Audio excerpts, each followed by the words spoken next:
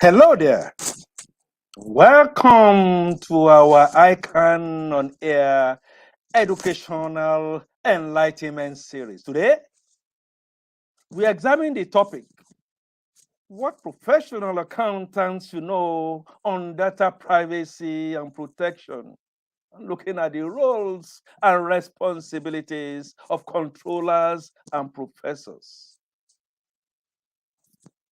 The transformational value of data in today's world cannot be overemphasized. The right to data privacy and protection is an internationally guaranteed right which enjoys protection universally. But the challenge of securing data privacy and/or protection is a segment that we are going to be looking at on this program because it's a worldwide phenomenon.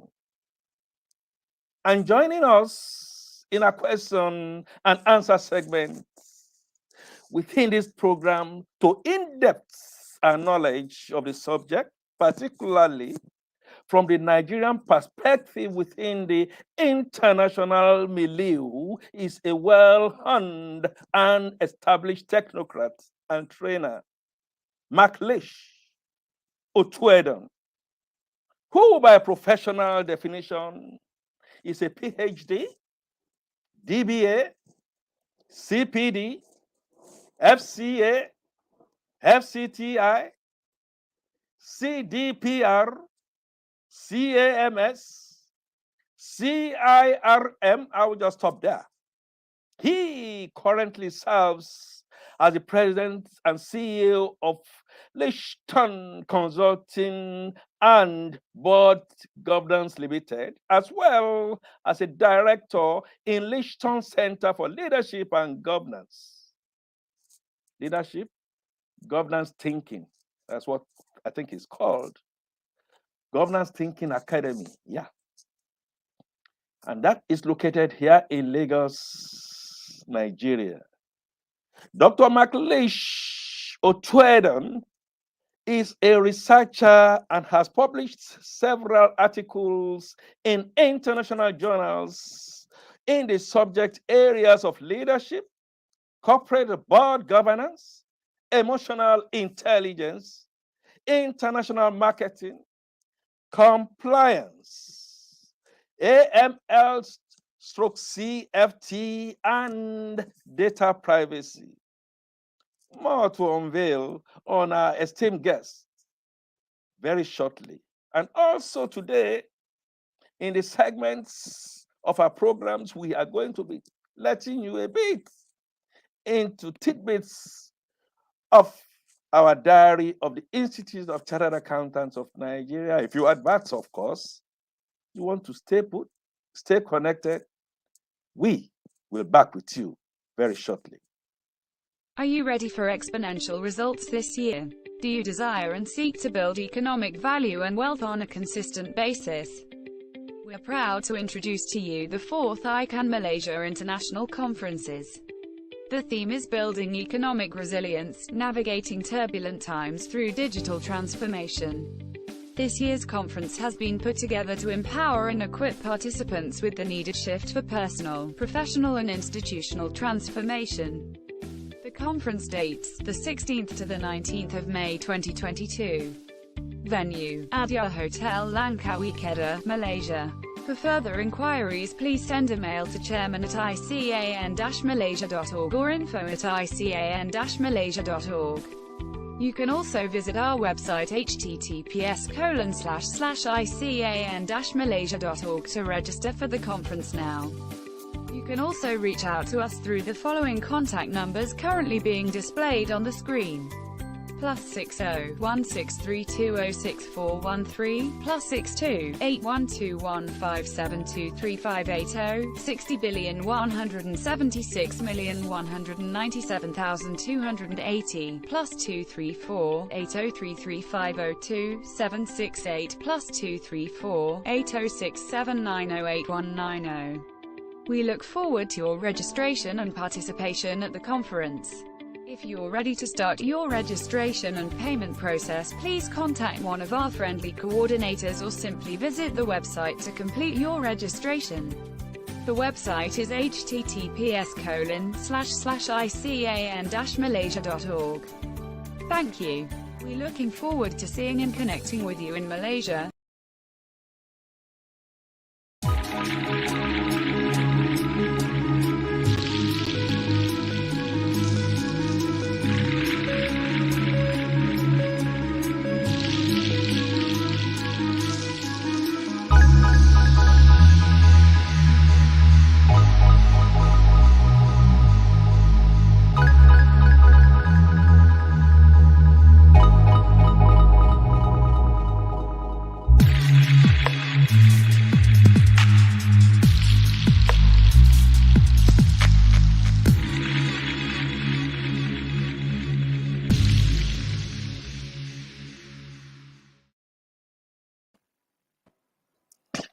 You are welcome back. And please join me to welcome Dr. Mcleish Otuedon to ICAN on Air. You are welcome, Doctor. Thank you very much, sir, Mr. Fakunle. Appreciate your kind invite and your sweet words of introduction. Much appreciated.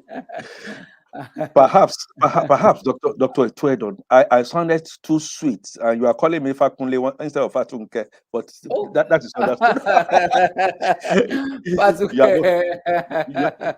I dare say you are most welcome. You are most welcome to ICAN on Air. And very quickly, for us to frame this, just before we came on, I got a few buzz from some of our students, both home, ACCA, CPA from the US. And one of the things they told me is, don't assume. Don't assume. And so I'm not going to assume. And so it will help me to kind of frame this subject of what we professional accountants should know. And I want to add what businessmen should know, what friends and clients of professional accountants should know about data privacy and protection. And then looking at the roles and responsibility of controllers and processors by asking you, what is data privacy? And what is data protection? Thank you very much, Mr. Fasuke. Really appreciate your question. So it's just important to look at data privacy simply as, from time immemorial, what we want to do as individuals is to be able to decide to hold information, data relating to us, then and be able to give it to whosoever we desire at will.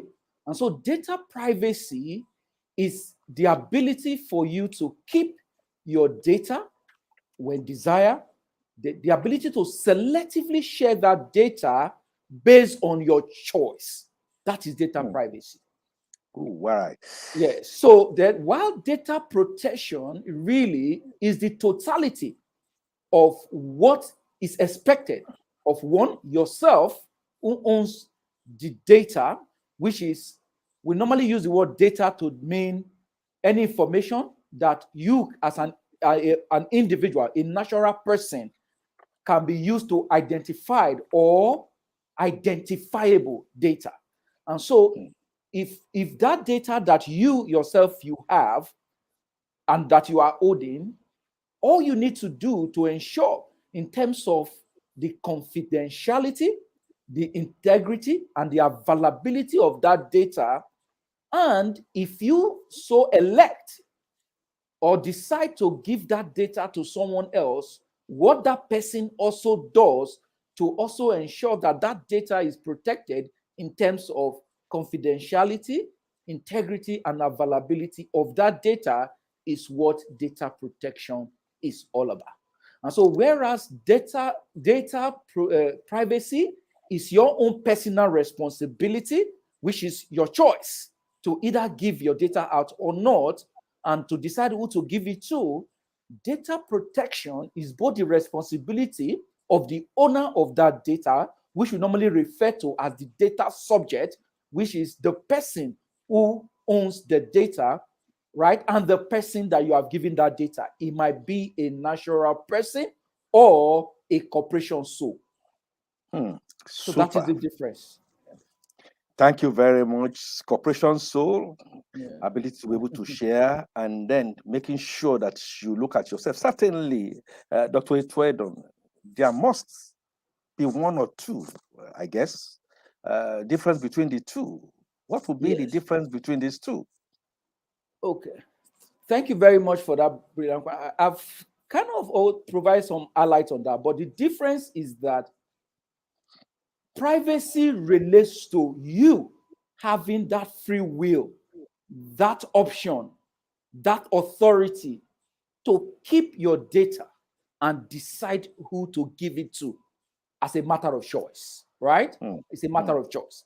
However, data protection now is the totality of what is done to ensure that that data is protected, that when it gets to the person you have extended it to, the person ensures that it is protected, whether in terms of security, whether in terms of the fundamental principles. And I'm going to talk about those fundamental principles, whether in terms of the lawful basis of processing, whether in terms of the rights that even the data subject has.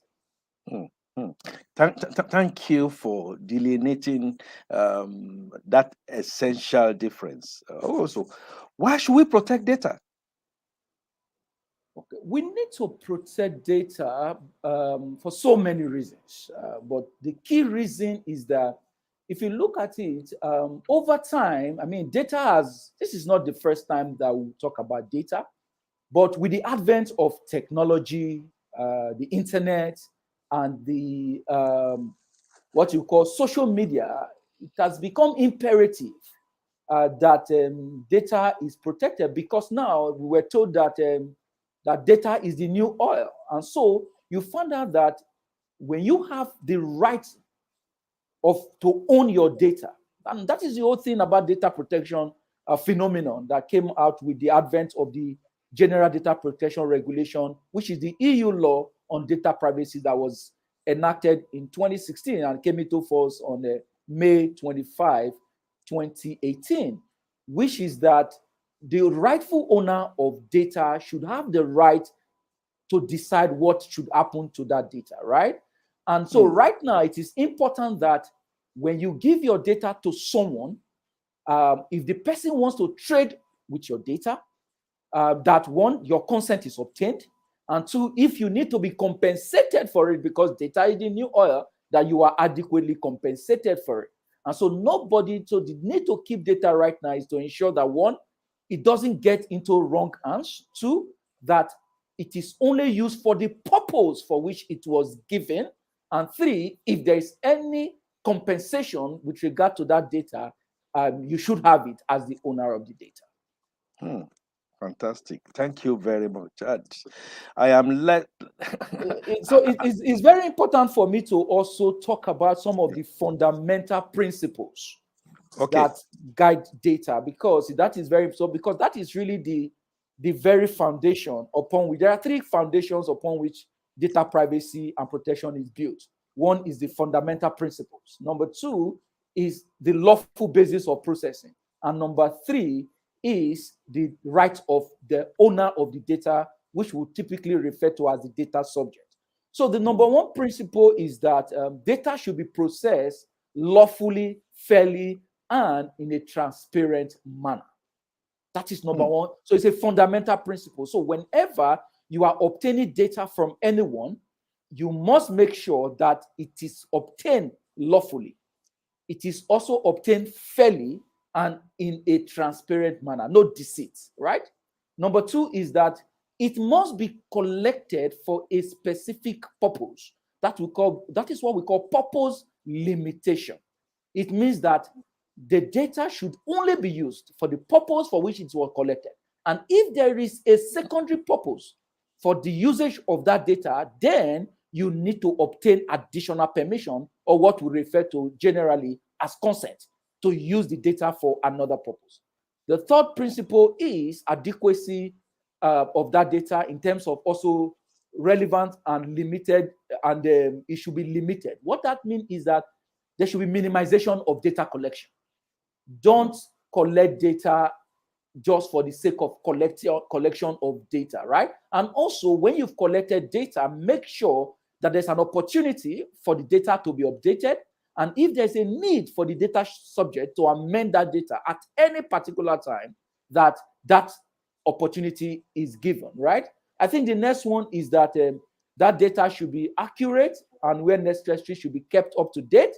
Then it should be retained for only a specific or a precise timeline, which is what we call retention limitation or storage limitation. And finally, the last principle is that there should be security of the data. And I said security here must talk about three things. We must talk about confidentiality. If you are giving data, let it be secured. So you must put some security around the data. Integrity, let the data be complete. And in terms of availability, when the person who gave you the data come for it, or those who have the authorized access to that data, when they come, they should be able to gain access to that data. That is, these are the fundamental, we call them the 6 fundamental principles. However, there is an overarching principle which also guides all these 6 principles, which is what? For each of these principles, there must be accountability. So you must be accountable in terms of the lawfulness, the fairness, and confidentiality of data. There must also be accountability in terms of minimization of data collection, accuracy of data collection, storage of data collection. You must be accountable. Security, you must be accountable, which is the person who has collected the data. And that person might be the controller, or which you call the data controller, or the data processor. Then there is what we call the lawful basis of processing. The lawful basis in Nigeria, in line with the Nigerian data protection regulation. So with the advent of, or the issuance, or the enactment of the general data protection regulation, the world was made to be awake to its responsibility with regard to data, because the GDPR, as it's known, has what they call extraterritorial reach. And so different countries began to look at their own system. And so Nigeria also woke up and issued what we call the Nigerian Data Protection Regulation in January 2019. And within that NDPR, which is the short for Nigeria Data Protection Regulation, there are 5 lawful bases of processing. Number 1 is consent of the data subject. In Nigeria, a lot of times, when we talk about consent, it's assumed as if consent is the only lawful basis. No, there are 4 other lawful bases. Number 2 is compliance with legal requirement. And so if there's a legal requirement, or there's a legal obligation for you to obtain data from a data subject, then you can rely on that legal requirement to do, or legal obligation to collect it. Another one is to meet contractual obligation, which is the 3rd one. The 4th is to also for the vital interest. And so if there is an accident on the way, and you see someone and you needed to reach out to the family of that person, you can pick the wallet of that person and look for any identity document. And that processing will be valid because it is for the vital interest of that data subject. And the last but not least is for what we call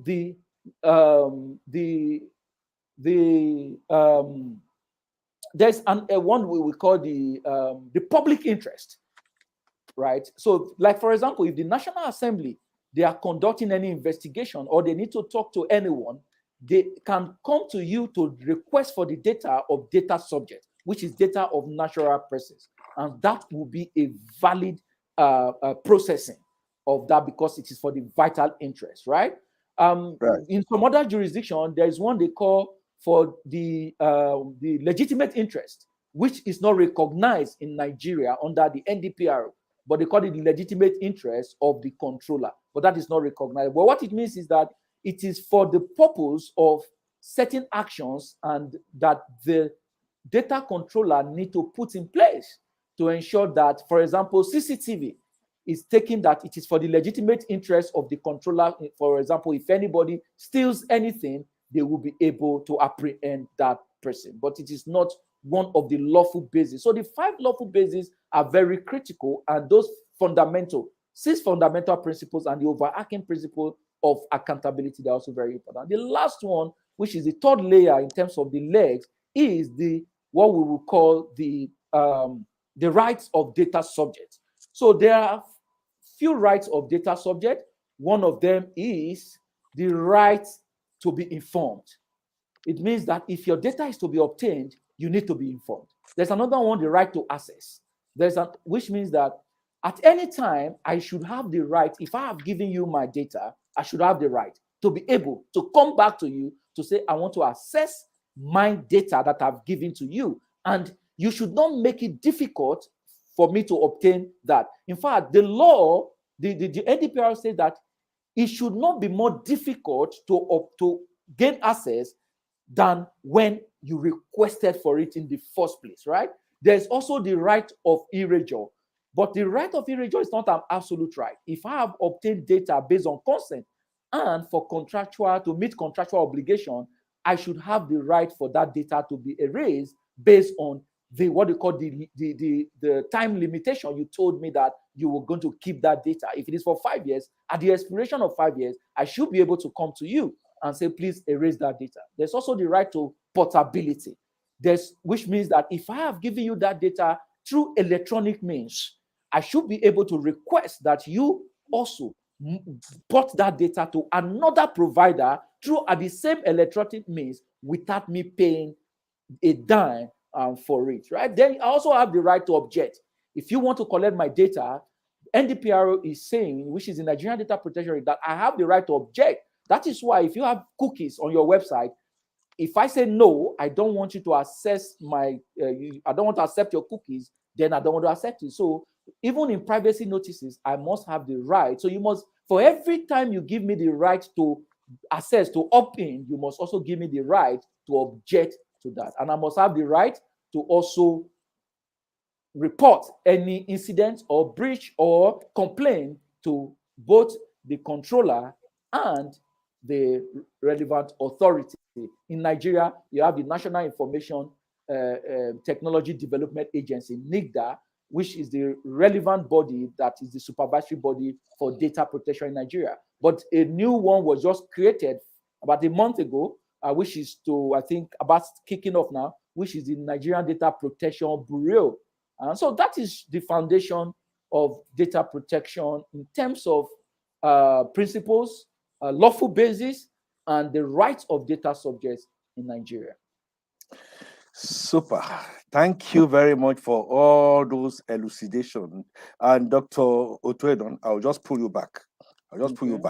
I know you already mentioned issues surrounding controllers, data processors, and subjects. But I'd like to ask you specifically, who is a data subject?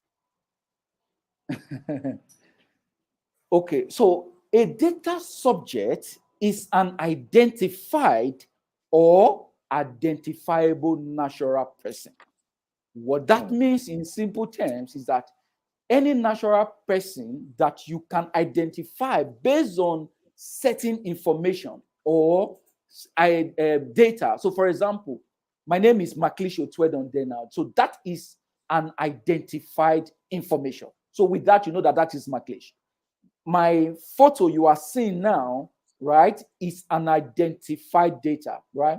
But however, if a data is pseudonymized, what it means is that if you remove Mcleish Otuedon and put B representing Mcleish Otuedon, right?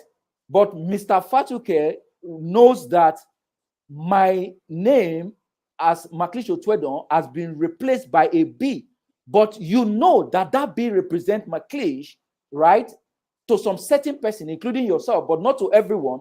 Then we say that data has been pseudonymized. And a pseudonymized data, though it's not an identified data, it's an identifiable data, because when you bring back my name to replace it, then you will be able to know that B actually represents Mcleish, which means that for a data subject is anyone that you can identify or that is identifiable through certain information or data. Super. Thank you very much. And I'm thanking our online participants who are throwing in their questions. Lion Fred is asking, what is the relationship between data as described by you and information, which is generally believed to be the one output of data processed? I think that is Frederick. Well, what is the relation between the data as described by you and information, which is generally believed to be the output of data processed? Okay, so I mean, the data itself, I mean, just from the basic is anything that you can use to identify someone is data, right? However, Right. from the perspective of data privacy, we normally talk about personal data, right? Which means any information, right? Processed information. And so when a data has been processed, right, then more often than not, it's referred to as information. So any information that can be used to directly or indirectly. When I mean directly now, as you can see me now, you know this is Mcleish. Indirectly, if my name is pseudonymized or data is pseudonymized, or you use encryption measures, then any data that pass through that process in terms of a data subject, which must be a natural person, is known as personal data, or which is the information relating to that data subject. Fantastic. But for a Thank you. data, it's just any identifiable, information, data of a data subject. So that Okay. is just the difference. Okay. Talking generally, I suppose is greeting us and is thanking you for the great insight. He's a fan of data You're and all its welcome. uses, as well as financial and account information. His question worry is this: from the regulatory point of view, can we look at the issue of duplication of framework on the issue of data access, rights to information, retention, compatibility, use safety, etc., from the Data Protection and Privacy NITDA? The Data Protection Bureau, yes, which is just about now coming up, Protection Bureau, and that of the use of financial information as contained. Oh, I think it's all. I hope we're able to get a feel of what Mr. Bello is asking, Dr. Trader. Yes. So, I mean, there are just a whole lot about, I mean, you can look at the issue of multiplicities of, first of all, even regulators, right? And Yeah. multiplicities of those that handle data in Nigeria. There are many of them. So you have NIPSI, right? You have road safety, you have immigration, you have NIGDA, you have now the Data Protection Bureau, Nigerian Data Protection Bureau, and all of them trying to provide a framework on the basis of which you have NCC. So there are a lot of them, right? But at the end of the day, there's supposed to be what you would call an overarching legislation, a law. And unfortunately, Nigeria is one of the few countries that has a data protection regulation that is not a law. So when Wow. you have something that is not a law, it means that it is within the whims and caprices of a specific regulator. And in that instance, then there can be duplicity, right? And so there is this Data Protection Act, that Data Protection Bill that has been sitting at the National Assembly. And our hope is that it is enacted, and then a body can be created by law. You can call it Data Protection Commission, Data Protection Bureau. But the challenge you have with just the pronouncement of the presidency or a creation of what we call a subsidiary legislation is that you begin to see duplication of regulatory bodies, right? But then you also have the issue of the NDPRO itself and some requirements there that you think that could not be better enhanced, right? And so our hope is that when the Data Protection Act is enacted, then we might have a comprehensive law on the basis of which data can really be regulated in Nigeria from a comparative basis as other jurisdictions like Kenya, Data Protection Act, Ghana, Data Protection Act, South Africa, the POPI, the UK, the Data Protection Act, the GDPR of the European Union. So comparative, because those are laws and they are sacrosanct, right? And so that is the expectation. Wow, thank you very much, Dr. Otuedon. Okay, why is it so difficult for government to integrate data subjects in Nigeria to enhance security in the country?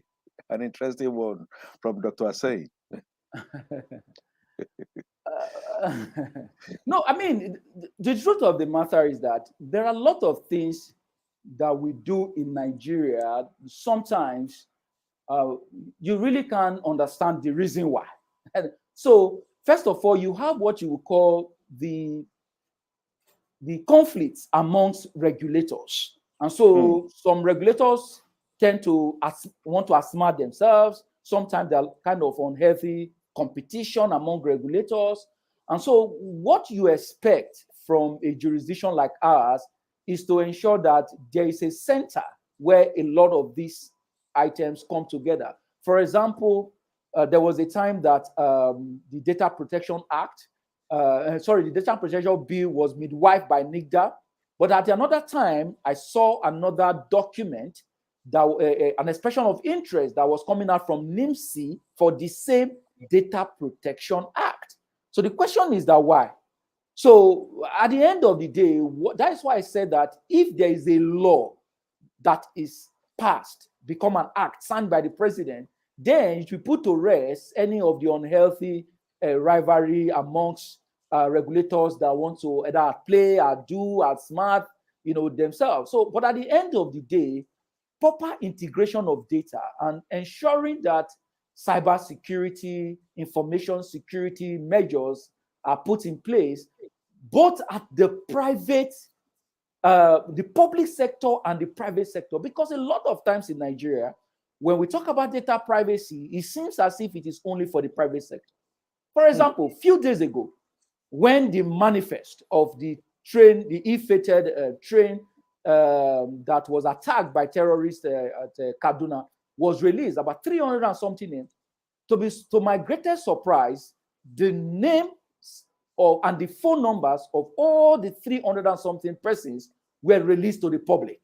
The question is that a fundamental principle that I mentioned is what we call data minimization. So if you publish the names of those persons that were in the manifest without the numbers, what would have been the difference? Or if you have pseudonymized those phone numbers, for example, you can remove the 4 digits at the middle. I will still know if, for example, there's a person called Olatunji, maybe Dada in that, or Olatunji A in that, and I know an Olatunji A, and I know the person's number. I will go there. If I see the first 3 digits or 4 and look at the last, if it's the same, I will know. But that data would have been pseudonymized. So the question is that who released that manifest? Do they understand data privacy? Do they have even a data protection officer? Because the NDPRO mandates all public sector entities or agencies and parastatals to have mandatorily a data protection officer. Do they have? Then, when they gave that to the press, the newspaper house, the publisher, who published it? So the person, whether the Nigerian Railway Corporation, I don't know, who released the manifest, right? When it got to the newspaper, the publisher, does the publisher even understand data privacy? So why should multiple bodies, agencies, be publishing data to the world? So the public do not need the phone number of everyone there. You publish it because those that are close associates, relatives, and friends. And if I have a friend there, I should have the person's number. And so if I compare the number, a pseudonymized data, then I should be able. So that was a breach of data. That was, I mean, how do you manage that kind of security data breach where you are published 300 and something phone numbers to the public? And so what is the implication of that? So those are some of the real challenges that we face here. So at the end of the day, everyone must take data privacy seriously, including accountants who manage data on behalf of clients and who also encounter clients or who also request for data also on behalf of clients. Yeah, you see, Dr. Otuedon, it comes down in my mind to knowledge, a discipline, and an application. Now, you mentioned earlier, and I took notice that Ghana and some other West African countries have virtually moved from convention to law. And our dear country, Nigeria, is reluctant. Is it because of lack of the knowledge to understand the importance, or there are some other unsavory reasons, including, mark my words here, including the fact that onto what reasons are being put? Because if you took the example of the ill-fated, attack by terrorists, you begin to wonder, first, multiple numbers are given. Is it because there's so much corruption? We're not going through the same line process. People are just hopping into the train and what have you. And there are multiple agencies, like Dr. Hussein just asked. Agency A manufactures its own data. Agency B manufactures its own data. Agency 3 manufactures its own data. And the publics are all corralled that you must spend some money to go put yourself through data. Will you consider this to be a failure of knowledge or a deliberate bypassing of the normal processes for some untoward ends, include terrorist attacks and stealing of public funds and the Commonwealth? Thank you for that. Your brilliant synopsis. I mean, sometimes, I always default as an individual to, I don't know. I mean, a lot of times some people don't agree with me, but I always default to say that there's a whole lot of ignorance in Nigeria. I don't believe some of these things are deliberate, but I just believe that one of the things you don't find in Nigeria is that if you look at other jurisdictions, right, whether you are talking of corporate governance, whether you're talking of leadership, you're talking about risk management, you are talking about cybersecurity, they look for the subject matter expert or scholars who can really provide guidance. But in Nigeria, there's this tendency to just do things just for. So for me, the criticality of data, it's so germane that if you ask me, why is it taking a lot of time? Why is the Data Protection Act sitting in the National Assembly without it being passed? To be very frank, I don't know why, right?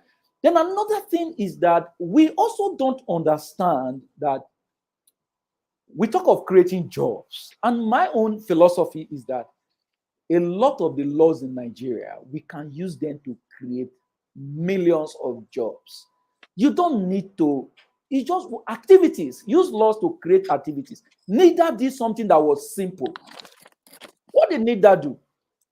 NIDA brought some level of ingenuity to the NDPRO. They created a group of entities called Data Protection Compliance Organization. Why? Because they know that a lot of the regulators in Nigeria, they don't have the capacity, they don't have the bench strength to really supervise the operators. In this instance, controllers and processors. So they created a middle kind of man, which is the Data Protection Organization. And what do? They were licensed. And Lichting, for example, Lichting Consulting and BoardGov, we are a licensed data protection organization. And what we do, we help NIDA to do what? To liaise with the processors and controllers in terms of implementation, in terms of document drafting, then in terms of data protection and privacy audit. And we, on behalf of the operator, we help to file this audit report to the what? The regulator. And so that was an issue. And what does that do? Today, you have about over 100 data protection compliance organizations who invariably they've employed persons. They do audit, they do consulting services, they do documentation drafting. That is what you need to use that now to create activity, and you've created jobs. That is how jobs are created in a system. Then another challenge with not having an act, a data protection act, is that you find out that, we have the states, the federal and local government. And so today, because you have a regulation, the states, a regulation, it's not a law. So it doesn't really carry the force of a law. So states can decide that, data protection, who is neither, they don't have any power to do that. So at the end of the day, you have states not really fully in support or fully, leading the way of, trying to galvanize entities within their jurisdiction or within their state to comply with what? With the Nigerian data protection regulation. So, but if you have a law, then it becomes an obligation irrespective of the state, local government, or FCT, anywhere you belong. So that is why it is very important that the National Assembly pass the Data Protection Act. And what it does, it also makes us, other jurisdictions, to take us seriously. Sometimes we put our head in the sand and play the ostrich. No, it doesn't make sense to me. It doesn't make sense to a lot of people. Why? Because sometimes, the relevant authority will say, oh, it's a secondary legislation. It derived its power from the NIGDA Act of 2007. Just save me that. Enact the Data Protection Act. Right? We need to do that. And one of the things that the Institute of Chartered Accountants of Nigeria has always put forward when it comes to issues like this is that with integrity and with the correctness of data, we've said that to government, and I hope public officers and policymakers are listening. Francis Chuku is asking a question. I would like to collapse it because she's talking about how the country can ensure accuracy of data collection and protection, considering the corruptive nature of Nigerians. And I collapse it by also now asking, where does a chartered accountant come in with all these gaps that we've seen? Gaps in knowledge, gaps, okay, maybe it's not deliberate. How do we chartered accountants come in so that we can at least make the max difference? Thank you very much. I can see a question from my president. I know that we answered that question, but let me hold on a little bit. But before I talk about the role of the accounting profession or accountants, it's very important for me to talk about the concept of data controllers and data processors, right? Yes. So because that is what you may likely be as an accountant. So a data controller, in line with according to the Nigerian Data Protection Regulation, it's anyone, natural person or an entity who by itself or jointly or collectively determines the means and the purpose of processing. So if you are the one that determines the purpose of processing any data, and you also determine the means of that processing. So for example, if I'm the one that will decide to say that ICAN, for example, to say, okay, we want to collect the data of all members of the institute. If it is ICAN that decides that, right? And it's ICAN that engages another person to help with that collection and provide the means for that collection, that means ICAN in that instance will be the data controller. So the person who determines whether collectively, individually, or jointly determines the purpose and the means of processing the data of a data subject, that person is a controller, right? Right. A data processor is the person who processes data on behalf of a data controller. And so if a data controller, for example, ICAN wants to collect the data of its members or collect data of potential students in terms of registration, and you engage a third party to, on your behalf, collect such data, but that in that third party, an source agent, is not the one that determines the purpose of that data, right? Or the means of processing, then that third party is known as a data processor. And so an accountant or a professional accountant can be either a controller or a processor, right? Then when you want to talk about how do we really come in now as a processor, an accountant, or the professional accountant as a controller or a processor, it can come in from the positive side and the negative side, right? So one of the things I found in data privacy, which I sometimes I don't know why accountants don't take advantages of a lot of the opportunities that abound in the environment, was the fact that the most patronized consulting opportunity in data privacy in Nigeria, based on the creation of data protection compliance organization, is the data privacy and protection audits. Okay. And when I look at the over 100 names in that list of DPCO, there are only two accounting professional practice firms. Just two out of about 100 and I don't know about 103 or more. Only two practicing firms. And that license is an omnibus license. What it means is that what I found in practice is that you see an IT consultant, because he has a data protection compliance organization's license, is now conducting audit. And when you see what is called the audit, you just, it has nothing to do with audit, because you can't see the basis of audit. So for you to be able to conduct an audit, you need to either be an auditor, or you need to be an auditor one, and you need to understand data privacy and protection. And so I found out that most of the audits I've seen in the marketplace, they did not even qualify, in any criteria you use as an audit. So it means that people are just out there doing something that I don't understand. But what are the accountants, the practicing auditors? How come they never went for that license? Super. Yes, and so that is you call it license to operate, and yes, data protection compliance organizations. From the way I look at it, thanks for this expose, the knowledge there for us to go pick. And I'm sure my professional accountants are listening. They say, wide gap in there. And then I take it to the questions posed by Alaji Razak Ajayi. I want to quickly go to that, because time is not a friend.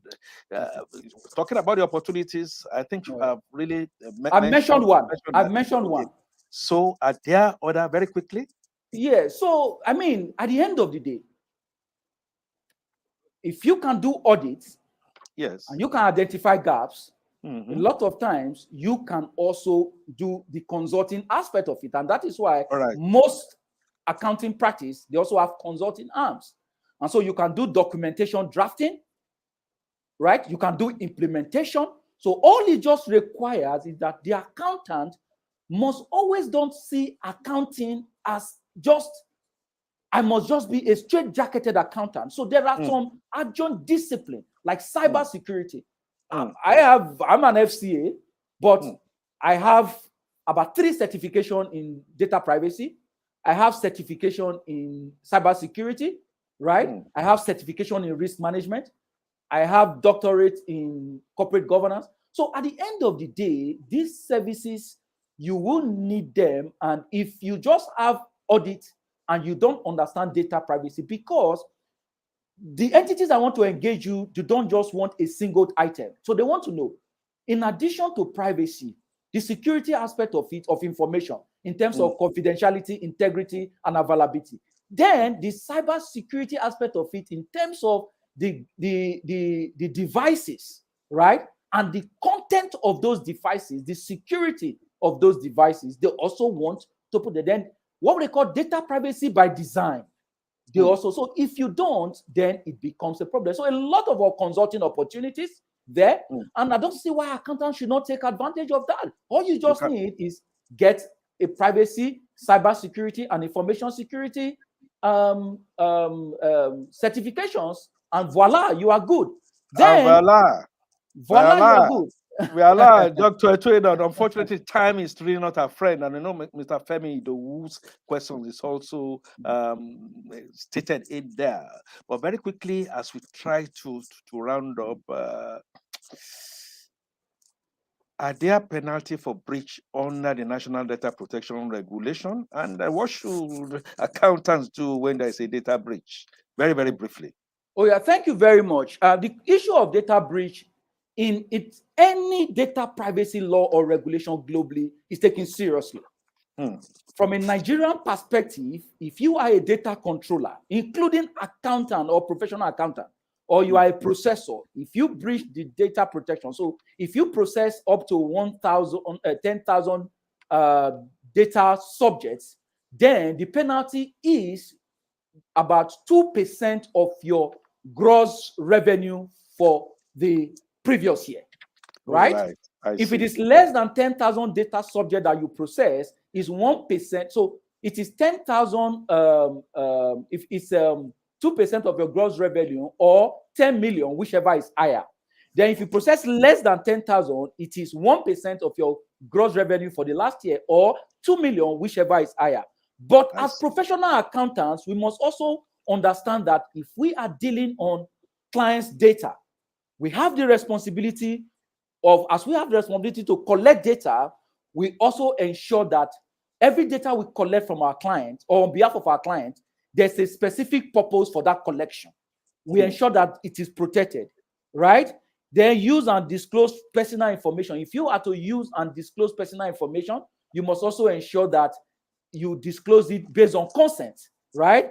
Then if you want to provide access to information, you must also ensure that you have all the lawful basis of what? Of doing that. Then you must safeguard the information that has been given to you. Then you must retain it for not more than necessary, which is the retention limitation or storage limitation.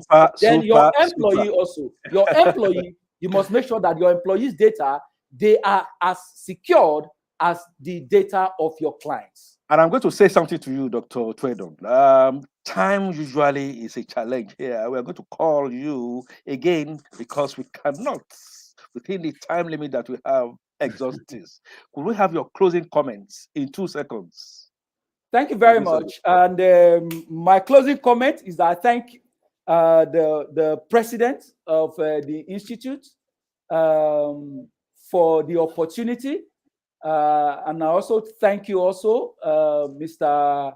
Fatuke, for this great opportunity, for the great work you are doing, and under the leadership of our able president, right, on this matter, and the passion that you've shown. And my hope is that we are able to reach not only accountants, our professional colleagues, but go beyond the globe to be able to share some perspective, what I would call a scholarly and a global perspective on some of this matter. But it's more importantly, accountants should not always see just the narrow scope of the accounting profession, that they should try and see how they can take advantage of all the ancillary professions or activities around them It is be able to precisely, make Dr. that Otuedon, it article is like that. precisely that the ICAN is now being rebranded.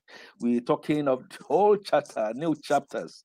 And a lot of some of the things that you have said here, well taken, students and our practitioners, there is a wide range of opportunities that is going to be available. I want to thank you very much for your participation. Thank our audience for their incisive questions. And we're not able to take all your questions, but rest assured, we are going to get Dr. Otuedon back on, get him unleashed to do more of that subject. And our next episode of ICAN on Air is going to be on Thursday, April 7 to 2022. Time remains 6 o'clock West African time, and it will be on all our ICAN social media channels. The topic will be board dynamics as a tool to improve board effectiveness. And guesting with us on that day will be Tomi Adepoju, FCA. She is the partner head of the internal audit, governance, risk and compliance services of KPMG Nigeria, has about 24 years experience in the provision of corporate governance, enterprise risk management, internal audit and regulatory compliance services.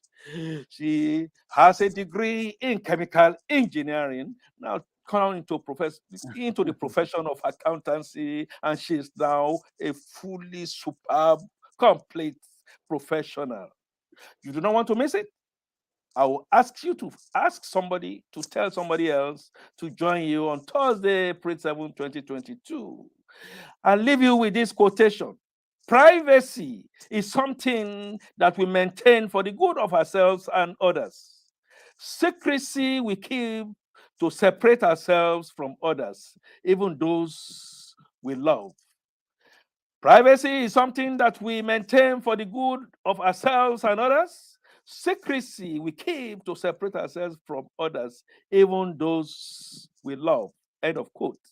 That is attributable to Mary Alice Monroe. And so the sun sets on ICAN on Air program for today to rise again on Thursday, April 7, 2002. You will be the change that you would like to see.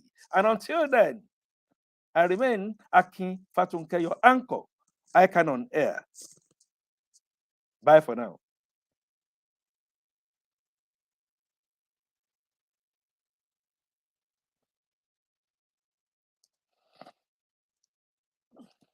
Yeah.